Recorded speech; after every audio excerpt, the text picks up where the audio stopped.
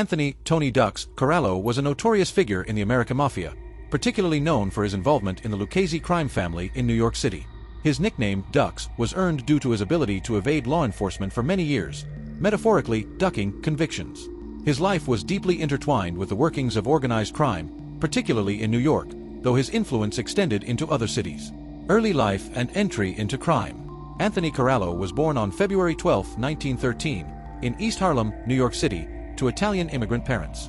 East Harlem during that time was a hub for Italian immigrants and also a breeding ground for organized crime, which deeply influenced Corallo's life from an early age.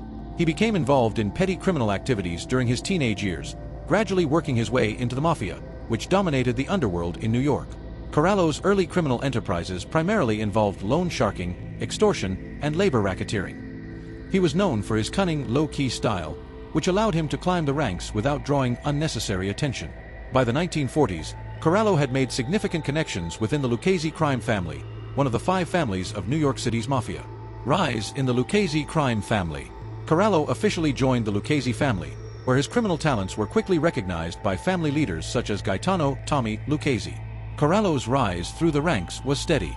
He became an influential capo regime captain, in charge of one of the most profitable crews in the family. His crew was involved in various criminal operations, including extortion, gambling, and racketeering.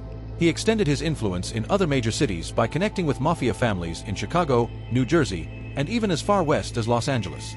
Through his connections, Corallo helped strengthen the ties between the mafia families across America, making the Lucchese family one of the most powerful in organized crime. Corallo's expertise was particularly in labor racketeering.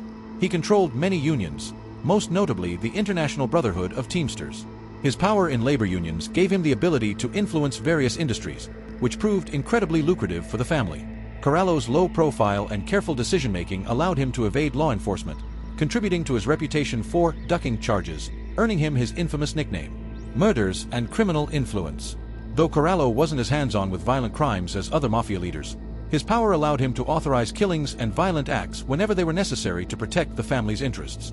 He was believed to be involved in the planning of several murders of both rival gangsters and traitors within his organization. Corallo was known for running the family in a business-like manner, preferring subtlety over violence when possible, though he did not hesitate to use deadly force when needed. One of the murders he was most connected to was the killing of Carmine Galante, the boss of the Bonanno family, in 1979. Galante's death was sanctioned by the Mafia Commission, and Corallo, along with other powerful bosses like Carlo Gambino and Paul Castellano, approved it. Galante had become a threat to the Mafia's overall structure, and Corallo was instrumental in ensuring the hit was carried out. Leadership of the Lucchese family. By the 1970s, Corallo had become the boss of the Lucchese crime family, taking over after the death of Tommy Lucchese. His reign was marked by a shrewd business acumen, where he emphasized making profits quietly and keeping the family's affairs under the radar of law enforcement. Corallo's leadership style was calm, calculated, and strategic.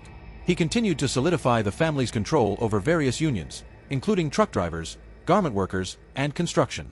Despite his success in keeping a low profile, Corallo's empire began to attract more attention from law enforcement. His control over the Teamsters was particularly a red flag for federal authorities, as it gave the Mafia significant control over major industries, particularly the trucking and construction industries in New York City and beyond. FBI and the Mafia Commission trial. Corallo's downfall came when law enforcement, particularly the FBI, began to focus more intensely on the activities of the Mafia Commission, the governing body of the Mafia in the United States, of which Corallo was a prominent member. In the early 1980s, the FBI planted wiretaps inside Corallo's car, which he used to discuss criminal activities with his close associates. These wiretaps captured incriminating conversations about Mafia operations, labor racketeering, and even murder plots. Corallo was one of the primary targets of the infamous Mafia Commission trial, which began in 1985. Along with bosses from the other New York Mafia families, Corallo was charged with racketeering, extortion, and murder under the RICO, Racketeer Influenced and Corrupt Organizations, Act. The FBI's wiretap recordings played a crucial role in convicting Corallo and other key Mafia figures. Conviction and death. In 1986, Corallo was convicted in the Mafia Commission trial and sentenced to 100 years in prison. This effectively marked the end of his criminal career. Corallo's conviction, along with those of other Mafia bosses like Paul Castellano and Carmine Persico, dealt a major blow to organized crime in New York. It signaled the beginning of a slow decline for the traditional Mafia structure. Corallo spent the remaining years of his life in prison. On August 23, 2000, Anthony Corallo died of natural causes at the age of 87 in a federal prison in Missouri. Legacy.